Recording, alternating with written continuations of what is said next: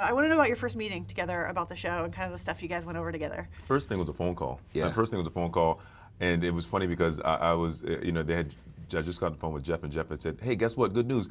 Cage is coming next." And I was like, what, huh? And it was supposed to be, I think he was supposed to be the last installation. So I was completely, blindsided by that. And I was kind of figuring out life because I had a baby on the way. I was just like, oh my God, okay. And then he calls me and he's just, yes, this is it. And we were like, it's like, yeah, hey, what's up? And it's just, it was one of those things where his energy is great because we're a good pair. He was so energetic about it, and I was so like. And he could have been more morose. He was like, "Oh my God, I got to move to New York." It was baby. just like I'm like, life. Mike, calm down, man. You're about to be a big star. The show is fun. You're bulletproof. Like, let's do this. And so that's what's funny is that it turns out that we didn't realize until this whole thing happened that we're actually neighbors. Yeah. And so same, it's in Studio City. So neighborhood. it's kind of funny. Like we just all of a sudden it was like, yo, let's hang out, let's talk. Mm-hmm. Yeah. And what's great about this character, this show is, just look at the man. I mean, he's the perfect person to play Luke Cage. And also he brings such sensitivity and nuance and strength and just there's nothing you can't throw at him that he can't take, like in terms of dramatic situations and dialogue, and he's just spot on perfect all the time.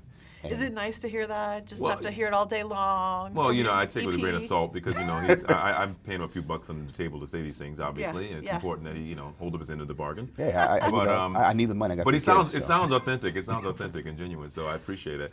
I always say it starts with the writing. I'm sorry, I know, and I know actors don't want to say that because actors, we do feel like we bring a certain thing to projects and to roles that are indelible and that can't be, mimicked. But sometimes, you forget if it's not on the page, it's very difficult to make something great. And I really feel that way about this. Yeah. He wrote the first 2 episodes, and we were talking. I didn't know who his writing staff was going to be, and I was begging him. I was like, just write all of them. Just write all of them. And I was like, what's the difference? Just write them all and stuff. And it doesn't work that way. He has a lot of responsibility, but his hands are on all of the projects, all of the episodes, and you can tell because that's the thing about it. The beauty of it is that he knows the cinematic or the arc of the entire series, and I was just on a ride. So every time I opened the script, it was like, oh, what's Luke doing this time? And it was just, it was joy. Very few times did I call him to talk about real issues. We had maybe 2 or 3 times the whole season. I was like, oh, I think we should do this, and maybe or may not, maybe it happened, maybe it didn't, but maybe 2 or 3 times. The rest of the time is just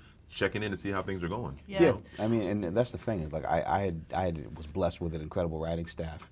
And at the same time, he really dug the first 2 episodes, and so it set a tone for our collaboration that just really kind of made the entire 13 episodes. Even though there were physical challenges, it was never a challenge between us. I mean, we had a blast. Yeah. Let me get one more question in before they wrap me. Are we going to get a suit, like a kind of more traditional costume?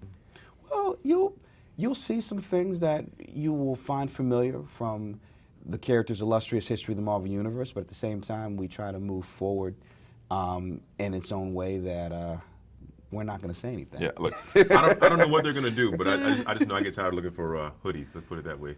It's a lot of hoodies. It's a lot of hoodies. See, but that was intentional, right? Yeah. Yes. No, I just mean the holes in the hoodies, replacing the hoodies. So. I mean, it was definitely. There was a political consideration in terms of Trayvon Martin, in terms of making a statement about hoodies when it comes to our community. But at the same time, there was also it's just also very practical. It's like, if you're bulletproof and you're constantly getting shot at and bullets are bouncing off you, you don't have time to go to a tailor. So he buys in bulk.